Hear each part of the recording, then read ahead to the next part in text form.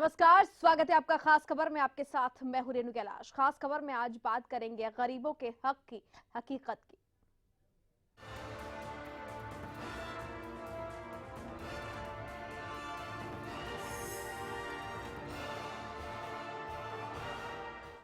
जी हाँ, गरीबों के हक की हकीकत की हम बात कर रहे हैं। पूर्ववर्ती हुड्डा सरकार के समय गरीबों के लिए बनाए गए फ्लैट्स, जिन्हें आप ईडब्ल्यूएस के नाम से जानते हैं, वो गुड़गांव और फरीदाबाद में बना तो दिए गए, लेकिन पिछले 4 सालों में उनका आवंटन नहीं किया गया। जी हाँ, जो फ्लैट्स, जो घर, जो मकान गरीबों के लिए बनाए गए थे, उनकी हकीकत ये है कि वो अभी तक आवंटित नहीं हुए हैं।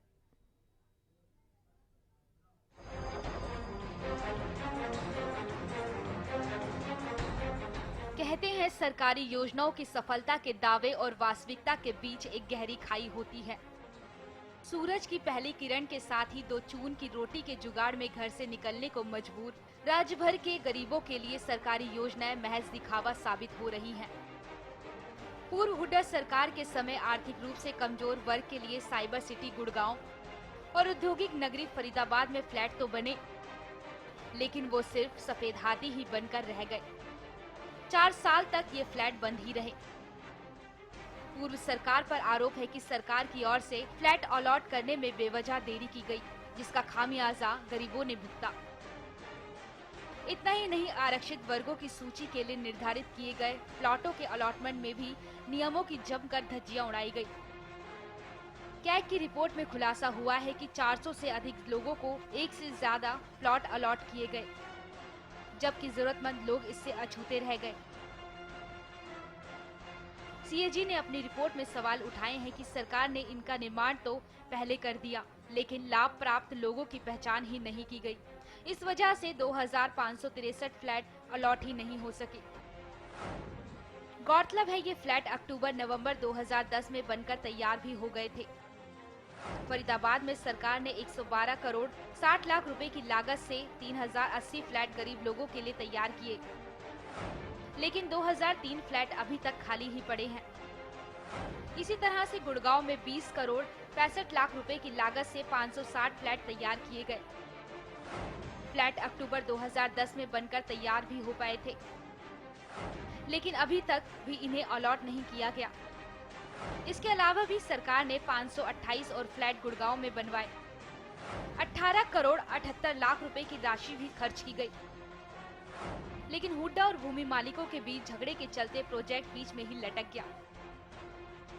कैग की रिपोर्ट के मुताबिक गुड़गांव और पंचकुला में आरक्षित श्रेणियों के प्लॉट अलॉटमेंट में भी नियमों की धज्जियां उड़ाई गई। 402 लोगों ने झूठे शपथ पत्र देकर आरक्षित श्रेणी के लिए एक से अधिक प्लॉट अपने नाम करवा लिए। ये फर्जीवाड़ा भी हुड्डा के मुख्य प्रशासक की अध्यक्षता में बनाई गई कमेटी की जाँच पड़ताल के बाद हुआ।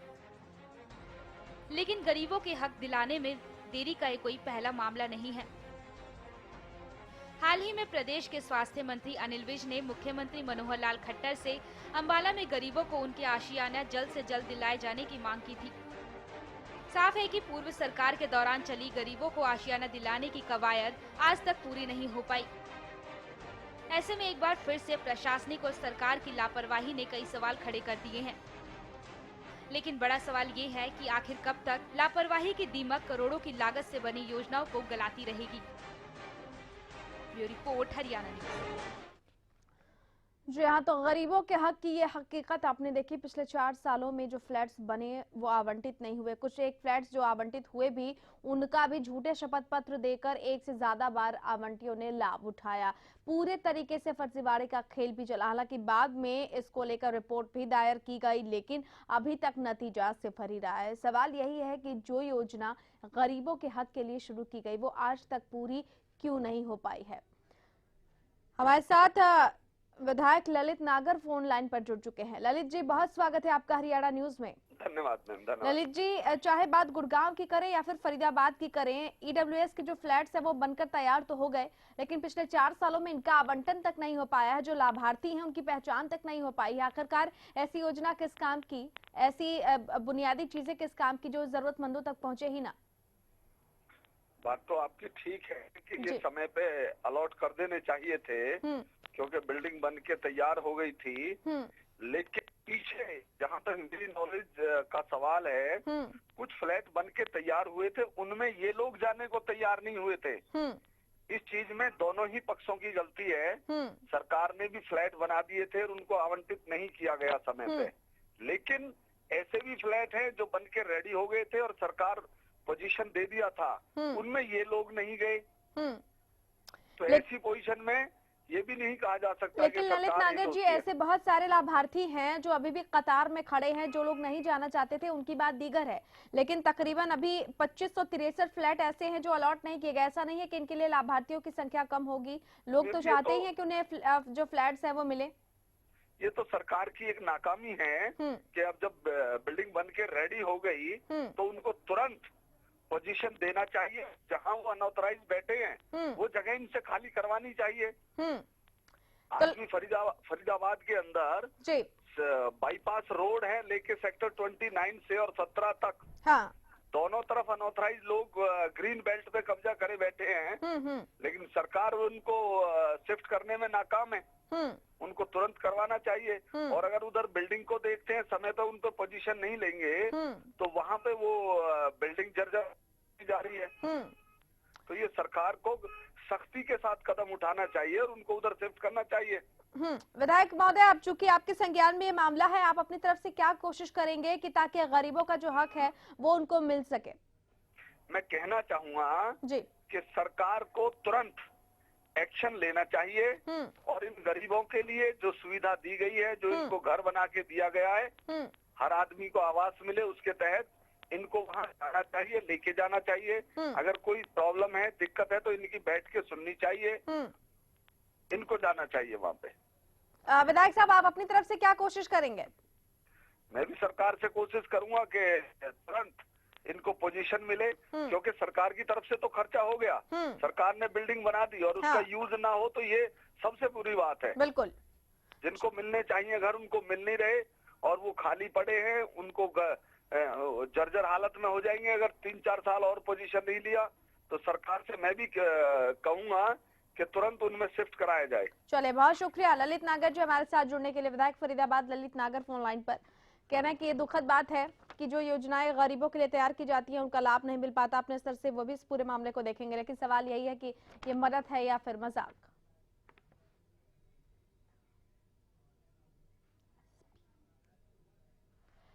और रिटायर्ड ऑफिसर एसके गुप्ता फिलहाल हमारे साथ फोन लाइन पर जुड़ चुके हैं। गुप्ता साहब, बहुत स्वागत है आपका हरियाणा न्यूज में। नमस्कार। पूर्व हुड्डा सरकार के समय जो ईडब्ल्यूएस फ्लैट्स का निर्माण किया गया था वो बन तो गए गुप्ता साहब, लेकिन अभी तक इनका जो है आवंटन नहीं हो पाया। आखिरकार क्या कमियां इसके पीछे मानी जाए? 4 साल से गरीबों के लिए योजना बना दी गई मदद के नाम पर, लेकिन मजाक तो हद है, उस मजाक की तो हद है तब है जब 4 साल निकल चुके हैं और अभी तक जो है 2500 से ज्यादा फ्लैट्स खाली पड़े हैं।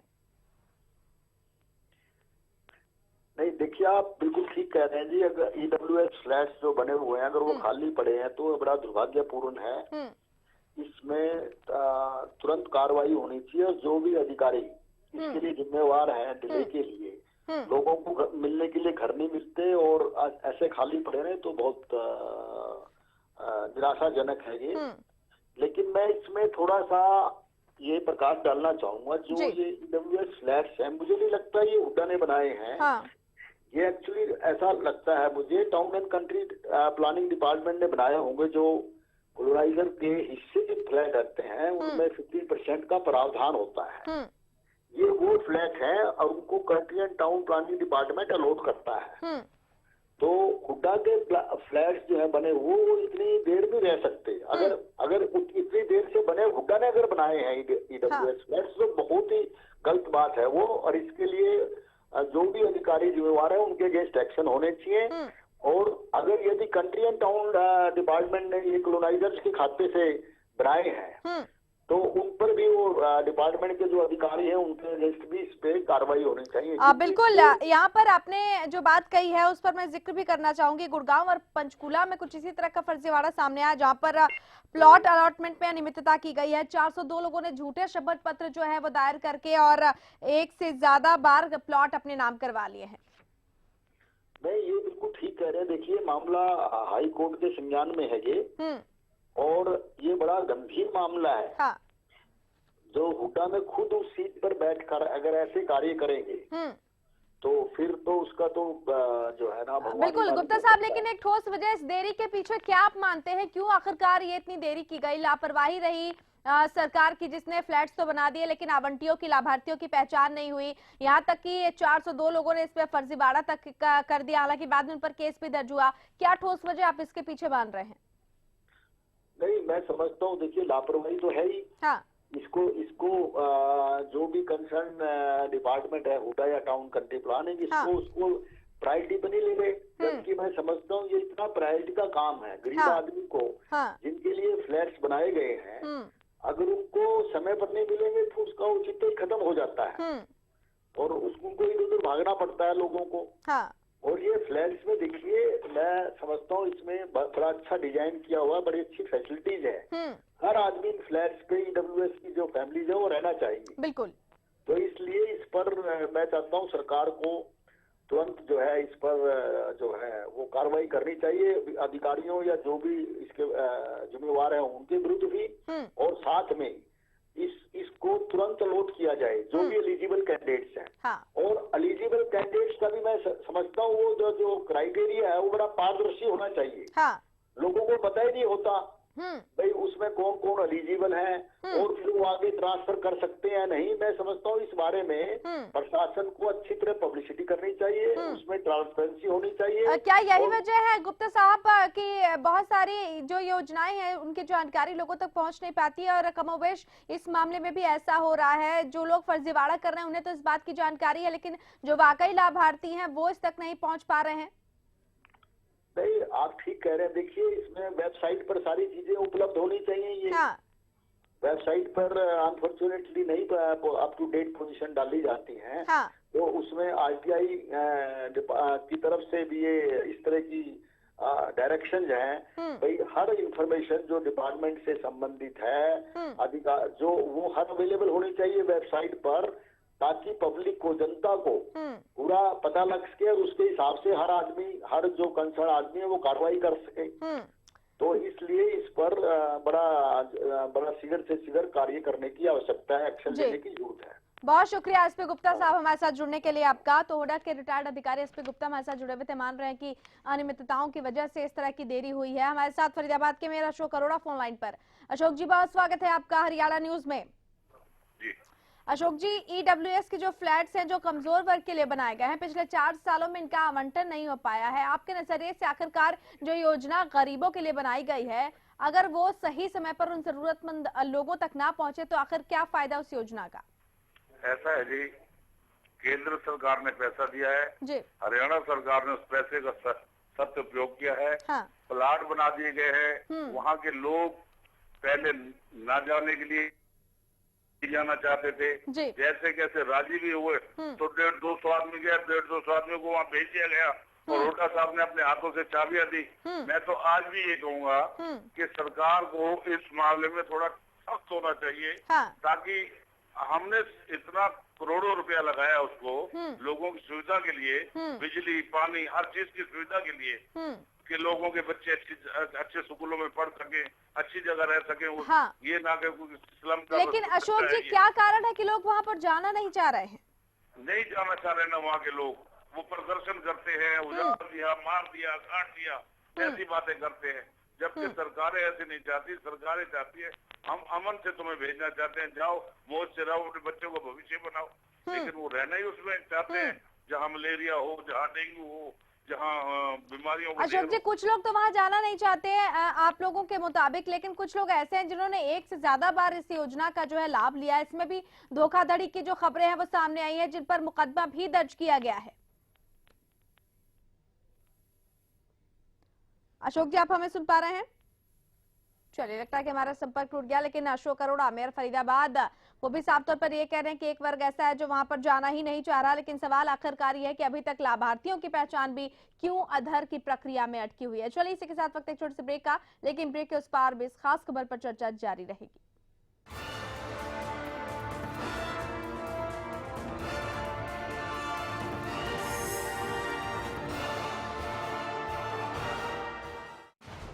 खबरों की आपाधापी में छूट न जाए कोई खबर, खबर चाहे बड़ी हो या छोटी, खबर जो खुशी दे लेकिन गम भी, खबर जो मजबूर कर दे सोचने पर। हमारे लिए वो चीज खबर है जिसका सरोकार है आपसे, क्योंकि हम दिखाते हैं सच के साथ खबरें बेबाक। पवन चले जब सनन सनन, पानी बहे जब आंगन आंगन, हिले हिले जब मगन मगन, बोपराई मोटर स्टार्टर अब मोटर स्टार्ट करे चुटकी में। Largest campus, more than 1800 students, well-equipped workshops and labs, advanced courses, more than 30 PhD holder and experienced faculties. For more information, log on our website. Contact us for admission. Arni University, bringing ambition in life. बड़ी खबर, बड़ी सोच, सरकार और जन सरोकार से जुड़े सभी मुद्दे, वो मुद्दे जो हैं जरूरी आपके लिए। हर शाम एक रिपोर्ट हमारे अपने प्रदेश की। इवनिंग रिपोर्ट सोमवार से शुक्रवार रोजाना शाम 5 बजे। राजनीति यानी शतरंज की बिसात, राजनीति यानी शह और मात का खेल, राजनीति की हर वो खबर जिससे आपको है सरोकार, हर खबर पर हमारी है पैनी नजर। देखिए खास कार्यक्रम हर रोज रात 8 बजे मुद्दा मेरे साथ।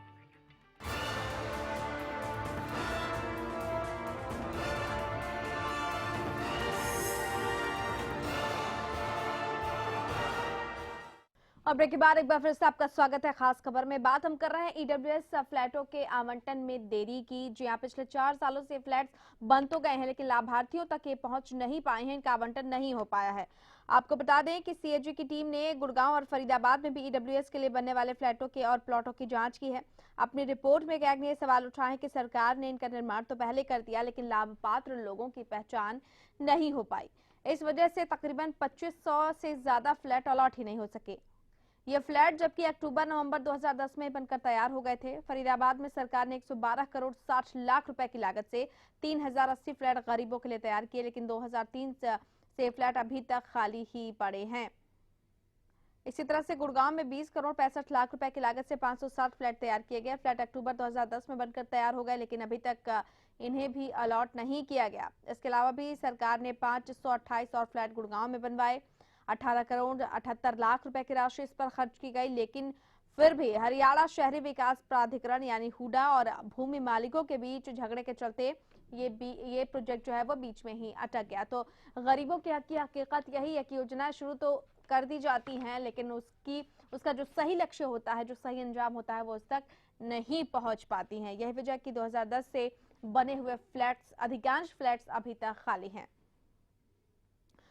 हालांकि आपको बता दें गुड़गांव और पंचकूला में तो आरक्षित श्रेणियों के प्लॉट अलॉटमेंट में भी अनियमितताएं की गई हैं। यहाँ 402 लोगों ने झूठे शपथ पत्र देकर आरक्षित श्रेणी के 1 से ज्यादा प्लॉट अपने नाम करवा लिए। ये फर्जीवाड़ा भी हुडा के मुख्य प्रशासक की अध्यक्षता में जो कमेटी बनाई गई थी उसकी जांच पड़ताल के बाद हुआ। कैग ने यह भी कहा है कि बाद में हुडा ने फर्जीवाड़ा करने वालों के खिलाफ पुलिस केस दर्ज करवा दिया लेकिन आवंटन में पूरी तरह से लापरवाही बरती गई। आपको बता दें कि गुड़गांव के हुडा कार्यालय नंबर 2 और पंचकूला कार्यालय के तहत 32 लोगों ने झूठे शपथ पत्र देकर आरक्षण का लाभ 1 से ज्यादा बार उठाया। तो एक तरफ तो ये योजना गरीबों तक पहुंच नहीं पा रही और जिन लोगों तक पहुंच भी रही वो फर्जीवाड़े के जरिए 1 से ज्यादा बार इसका लाभ उठा रहे हैं। तो ऐसे में ये जो परियोजना है, योजना है, सवालों के घेरे में है। सवाल ये है कि ये फिर गरीबों के नाम पर मदद के नाम पर ये गरीबों के साथ मदद है या फिर मजाक। गरीबों के लिए बने फ्लैट 4 साल से अब तक बुक नहीं हो पाए। हालांकि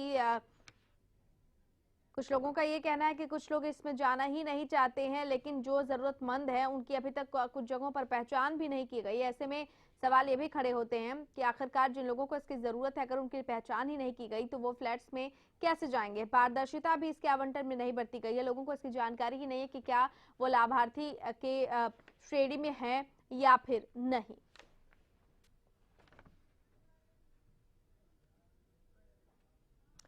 राजनीतिक विश्लेषक अनिल आर्य फोन लाइन पर हमारे साथ जुड़ चुके हैं। आर्य जी, बहुत स्वागत है आपका हरियाणा न्यूज में। Thank you. ईडब्ल्यूएस के फ्लैट्स की बात करें, पिछले 4 सालों से बनकर तैयार हो चुके हैं आर्य साहब, लेकिन अभी तक जो लाभार्थी हैं उनकी पहचान तक नहीं हो पाई है। सवाल ये है कि जरूरतमंदों के लिए योजना बनाई जाती है मदद के नाम पर, लेकिन वो बाद में मजाक के रूप में तब्दील हो जाती है। आप कैसे देख रहे हैं? मैं बिल्कुल सहमत हूँ आपकी बात से कि जब योजनाएं बनाई जाती हैं तो उनको क्रियान्वयन करने के लिए कुछ टाइम बाउंड फ्रेम होना चाहिए। हाँ। ऐसा नहीं होता है। योजनाएं बन जाती हैं, कागजों में बन जाती हैं, घोषणाएं हो जाती हैं, सियासी तौर पे उनको वाहवाही मिल जाती है, लेकिन जो प्रैक्टिकल ग्राउंड पे उतरती है तब उनमें दिक्कत होती है। चाहे वो लाल फीताशाही की वजह से हो, चाहे वो नेताओं की वजह से हो, चाहे कोई और वजह हो। और यही वजह है कि जो ये जो 4 साल हो गए हैं, हाँ। अभी ग्राउंड पे नहीं उतरा है, हाँ। अभी तक लाभार्थियों को नहीं मिल रहा है। इससे ज्यादा मखौल उन लोगों के साथ और क्या होगा कि आप उनकी सपने जगा देते हैं, उम्मीदें जगा देते हैं, लेकिन उनको पूरा नहीं कर पाते। ये तमाम चीजें ऐसी हैं कि जो सरकार की कार्यप्रणाली पर और अफसरों की मंशा पर सवाल खड़े करती है। आर्य साहब, इसमें अगर हम पूरे मसले को देखें, कहीं कहीं पर तो लाभार्थियों की पहचान भी नहीं की गई और कहीं कहीं पर तो एक से ज्यादा बार लोगों ने आरक्षित श्रेणी के तहत 2 बार फ्लैट का जो है लाभ उठाया। पूरे तरीके से अनियमितता बरती गई है, पारदर्शिता की कमी। पूर्ववर्ती सरकार ने इसको अलॉट नहीं किया और ये प्रक्रिया वर्तमान सरकार तक चलती चली आ रही है। देखिए, पिछली सरकार ने क्या किया क्या नहीं किया। अगर अच्छा किया होता, अगर क्या तो सत्ता में होते, हाँ। उनसे लोग नाराज थे, रुष्ट थे, गुस्सा थे, तभी उनको 10 साल के बाद सत्ता से बाहर फेंक दिया। हाँ। लेकिन जो नई सरकार आई, नई सरकार को आई जो आज 5 महीने हो गए हैं, हाँ। उसके बावजूद उसके काम में जो प्रखरता आनी चाहिए, जो तेजी आनी चाहिए थी, हाँ। जो उम्मीदें लोगों को थी कि सरकार आएगी तो शायद सब कुछ बदल देगी, लेकिन वो बड़ी धीरे धीमे गति से सरकार चल रही है। इससे लोगों में आक्रोश पड़ रहा है। अगर पिछली सरकार ने नहीं किया, आप श्वेत पत्र ले आए कि उन्होंने फाइनेंशियल गड़बड़ियां की, ये चीजें श्वेत पत्र तो आ गया। ऐसी जो उनकी योजनाएं थी, आपने कहा हम समीक्षा करेंगे, आपकी कब तक समीक्षा होगी? बिल्कुल, समीक्षा खत्म नहीं होगी। बहुत शुक्रिया आर्य साहब इस तमाम बातचीत के लिए आपका। तो कब तक समीक्षा होगी, कब तक ये कहा जाएगा कि किसी तरह की जो लापरवाही बरती है उसकी जांच होगी? सवाल यही है कि गरीबों के मदद के नाम पर जो योजनाएं बनाई जाती हैं, सरकार की भी जिम्मेदारी बनती है कि वो मजाक के रूप में तब्दील ना हो पाए। चलिए, इसी के साथ खास खबर में फिलहाल इतना है, लेकिन प्रदेश की तमाम अहम और बड़ी खबरों के लिए देखते रहिए हरियाणा न्यूज। नमस्कार।